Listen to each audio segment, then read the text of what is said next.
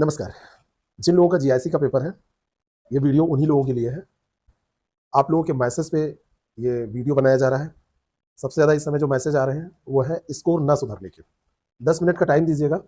बहुत सारी चीज़ें जो आपके मन में चल रही हैं, कई चीज़ें ऐसी हैं जो कभी आपके मन में चल रही थी और अभी नहीं चल रही हैं, लेकिन आगे भी चल सकती हैं। स्कोर लो आ रहा है,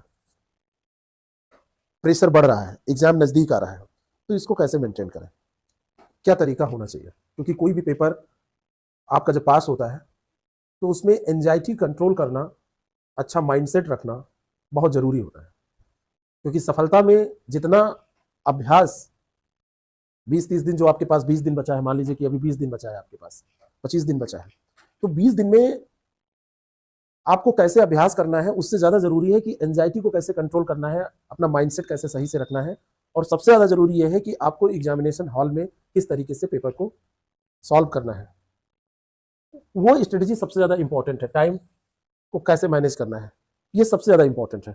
क्योंकि कोई भी परीक्षा केवल ज्ञान से नहीं पास होती है, कोई भी परीक्षा केवल प्रैक्टिस से भी पास नहीं होती है।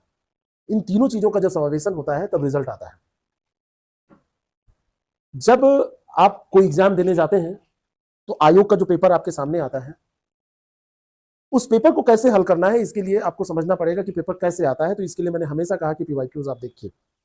इसलिए हमेशा हमने कहा कि आप जो विश्वविद्यालय के प्रोफेसर हैं, जो विषय के विशेषज्ञ हैं, वो पेपर कैसे बनाते हैं, उनका उद्देश्य क्या होता है, कैसे वो योग्य उम्मीदवारों का चयन करेंगे, ये उद्देश्य होता है ना। लेकिन पेपर इसलिए लेते हैं कि जो अयोग्य हो उनको बाहर कर दिया जाए।